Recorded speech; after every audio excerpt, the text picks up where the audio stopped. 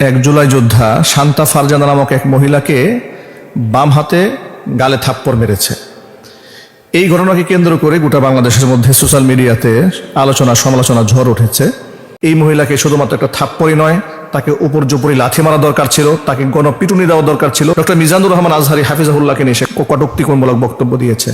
মিজানুর রহমান আজহারির সাথে সাথে আবু তোহা আদনানকে নিয়ে কটূক্তিমূলক বক্তব্য দিয়েছে। মাওলানা রফিকুল ইসলাম মাদানীকে নিয়ে কটূক্তিমূলক বক্তব্য দিয়েছে। অন্যতম শ্রেষ্ঠ আলেম শেখ আহমদুল্লাহ হাফিজাহুল্লাহর অবদান নিয়ে সে প্রশ্ন তুলেছে। আসুন্নাহ ফাউন্ডেশন নিয়ে প্রশ্ন তুলেছে। অথচ আসুন্নাহ ফাউন্ডেশনের অবদানটা গোটা বিশ্বব্যাপী এখন স্বীকৃত। দেশ, জনগণ, মানুষের জন্য, অসহায় মানুষের পাশে আসুন্নাহ ফাউন্ডেশনের অবদান কি অস্বীকার করা যাবে?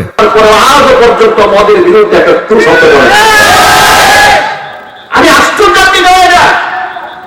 ওই পীর সাহেবের কাছে কি তাহলে মদ খাওয়া হালাল?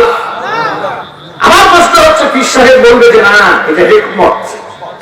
হিকমত হিকমত কোনটা? ওদের কাছে হিকমত হচ্ছে আমার যেন বিরিয়ানির প্যাকেট ঠিক থাকে, আমার যেন দাওয়াত ঠিক থাকে, আমার যেন জেলখানা যেতে না হয়, আমার যেন কোনো কারো চক্ষু দেখতে না হয়, আমার যেন মিম্বার নিয়ে তারা হাসতে না হয়, আমার বিরিয়ানি, তিহারি, হালুয়া রুটি সব ঠিক রেখে আল্লাহর বিধান যা মানা যায় আলহামদুলিল্লাহ।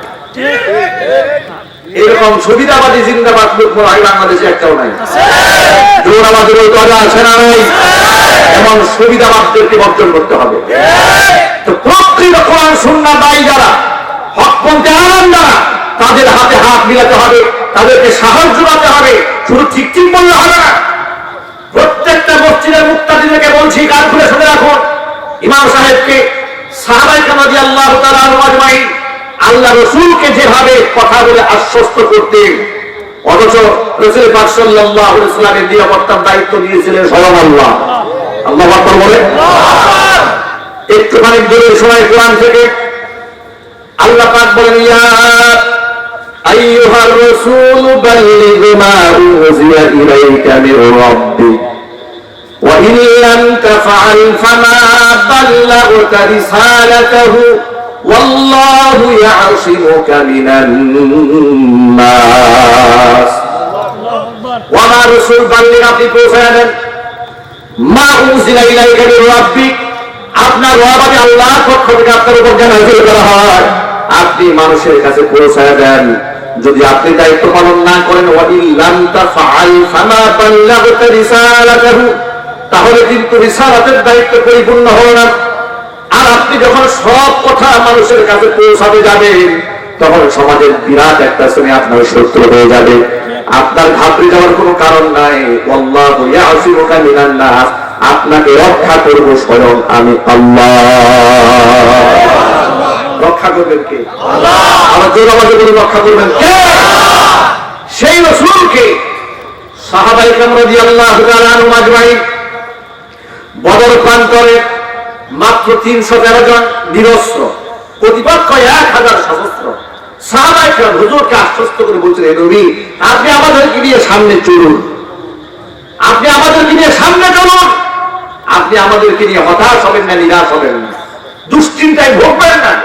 আপনি এই কথা চিন্তাও করবেন না যে আমরা নবী মুসা কালিমুল্লাহর উম্মতের মতো গরু বোঝা আপনি এবং আল্লাহকে যুদ্ধ করেন। এই কথা আমরা কোনদিন বলবো না। বরং আমরা এই কথা বলতে পারি আপনাকে, আমরা আপনার সাথে লড়বো ততক্ষণ আমাদের চোখের পাতা মরে যতক্ষণ। আল্লাহু আকবার বলে। আমরা আপনার সাথে আছি, চোখের পাতা যতক্ষণ লড়বে, এই ধমনীতে রক্ত যতক্ষণ প্রবাহিত হবে, প্রাণের স্পন্দন যতক্ষণ বেঁধে থাকবে, ততক্ষণ পর্যন্ত আপনার সাথে আমরা আছি। আজকে যদি আমাদের সমাজের মুক্তাদিরা ইমাম সাহেবকে বলতে পারে, হুজুর আপনি হকের পথে ছিলেন, আপনি হকের পথে থাকেন, আমরা আছি আপনার সাথে, কথা বলেন, ওই এলাকার মধ্যে কোনো শিরিক ঢুকতে পারবে না, বেদাত ঢুকতে পারবে না, ভণ্ড পীরের খানকা এলাকায় ঢুকতে পারবে না। যদি ইমাম সাহেবকে আপনার আশ্বস্ত করতে পারেন, কিন্তু এই আশ্বস্ত করা হয় না। দেখা যাচ্ছে গোটা একটা সমাজের মধ্যে একটা ফাসাদ সৃষ্টিকারী প্রভাবশালী ব্যক্তির কারণে ইমাম সাহেবকে দায়িত্ব থেকে অফ করে দেওয়া হয়। আর তখন মহিলাদের মতো অন্য মুসল্লিরা নিজের সম্মান রক্ষার্থে চুপচাপ করে থাকে। কেন? আপনি আপনার নেতার জন্য রাস্তায় নেমে মিছিল করতে পারেন, নেত্রীর জন্য উচ্চ আওয়াজে কথা বলতে পারেন, একজন চোখের সামনে একজন আলেম নির্যাতিত হবে, আপনি কেন সে আলেমের পক্ষ হয়ে জালেমের বিরুদ্ধে কথা বলতে পারেন না? আপনাকে কথা বলতে হবে। এভাবে যদি সমাজের যুবকরা আলেম থাকে তাহলে সমাজ পরিবর্তন করতে বেশি দিন সময় লাগবে না। আমি আমার যুবক ভাইদেরকে বলতে চাই, যুবকেরা আলেম আমার সাথে থাকবেন, হকের ক্ষেত্রে কোনো কম্প্রোমাইজ নাই। রাজি আছেন কারা? আমি দুহাত দেখতে চাই।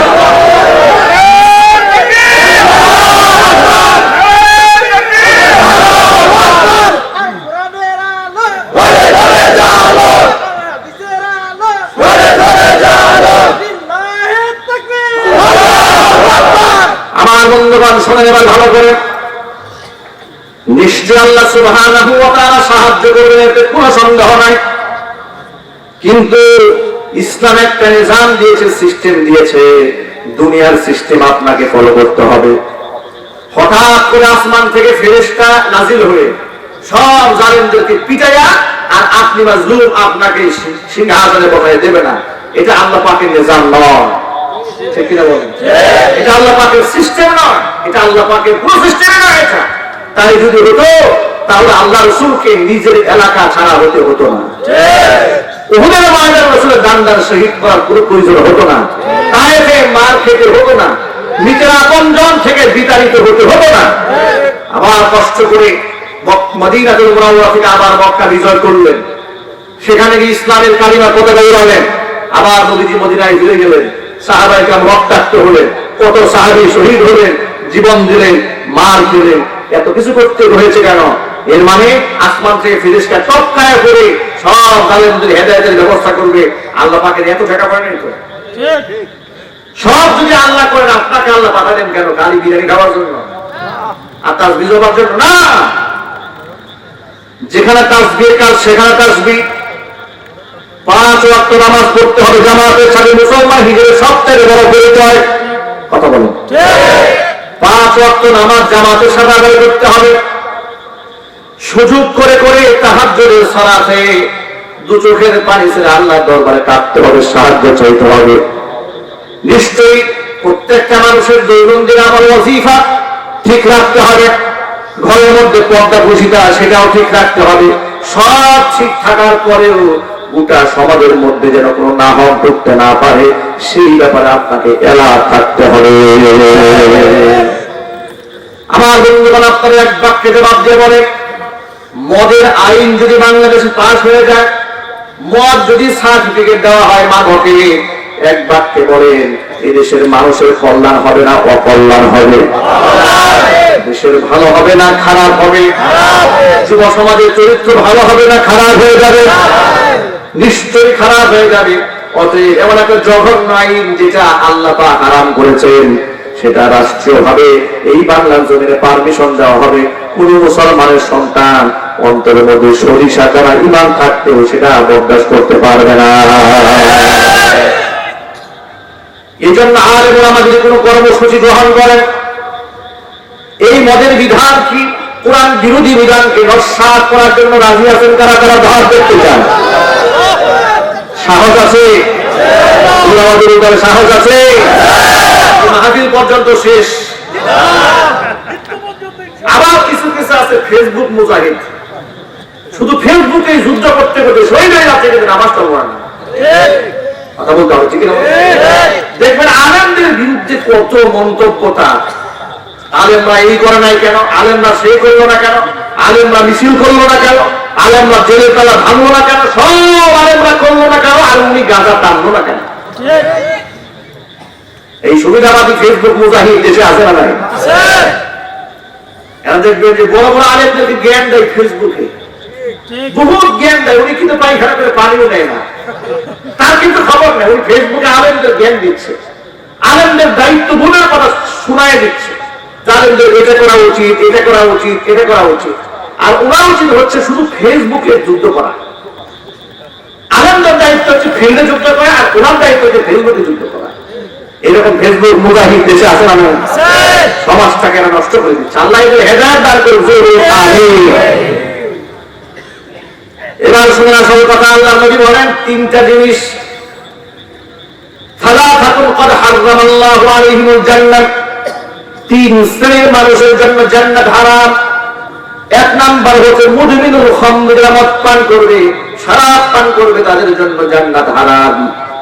2 নাম্বার হচ্ছে ওয়ালা পিতা মাতার অবাধ্য সন্তান যারা, তাদের জন্য জান্নাত হারাম। 3 নাম্বার হচ্ছে ওয়াদাইয়ুতুল্লাযী ইউকিররু ফি আহলিহিল খাবাস, ওই দায়ুস পুরুষ যে ব্যক্তি নিজের পরিবারের মধ্যে অশ্লীলতা চলে কিন্তু সে বাধা দেয় না, বউয়ের নির্লজ্জতা হজম করে। আছে না নাই? যেমন দাদা আছে না নাই? গায়ে হলুদের অনুষ্ঠানে যাচ্ছে বউ, সে যে বুঝে পরপুরুষের সামনে নিজেকে উপস্থাপন করবে, যাচ্ছে, স্বামী দেখলো নির্লজ্জ স্বামী, স্বামী বউকে বাধা দিল না, যাও অসুবিধা নেই যাও, ছেড়ে দিয়েছে। নিজের মেয়ে জিন্সের প্যান্ট পরে ঘর থেকে বের হয়ে যায়, না এরকম মহিলা যদি বলেন এমন বাবা নাই? নিজের মেয়েটা বিশ্ববিদ্যালয়ে লেখাপড়া করে, বয়ফ্রেন্ডের হাত ধরে রাস্তায় ঘুরে, বাবা বাধা দেয় না। এমন জানেন বাবা সমাজে আছে না নাই?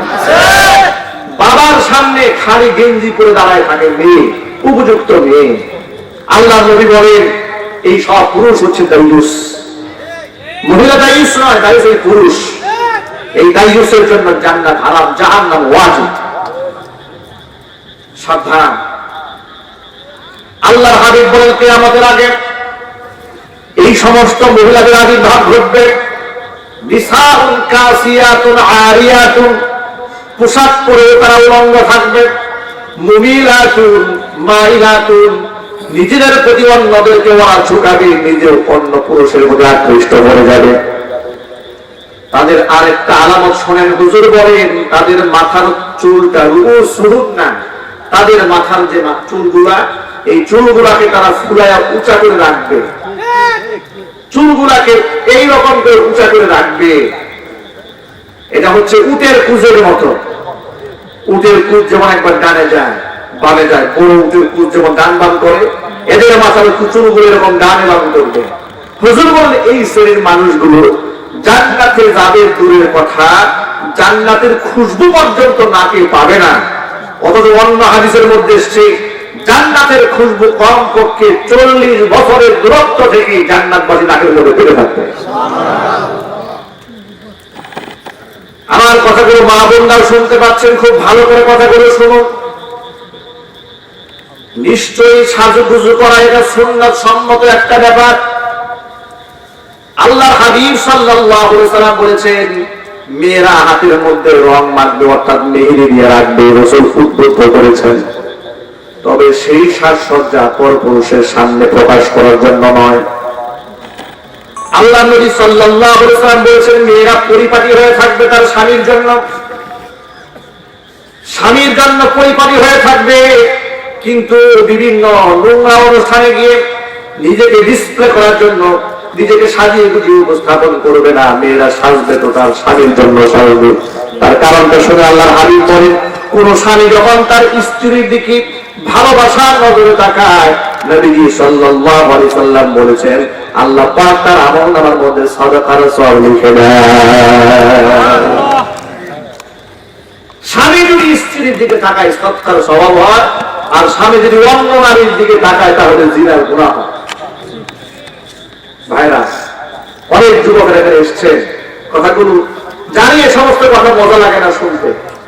মজা লাগতো যদি এখানে লম্বা ইচ্ছা হতো তাহলে শুনতে খুব মজা লাগতো, আর সিনেমার নায়ক নায়িকাদের কাহিনী শুনতে তো আরো মজা লাগতো। এই কথা মজা লাগবে না জানি, কিন্তু ভাইরা নিজেকে পরিবর্তন করতে হলে আল্লাহ এই নসিহত গুলা আমাদের শোনার দরকার আছে না নাই?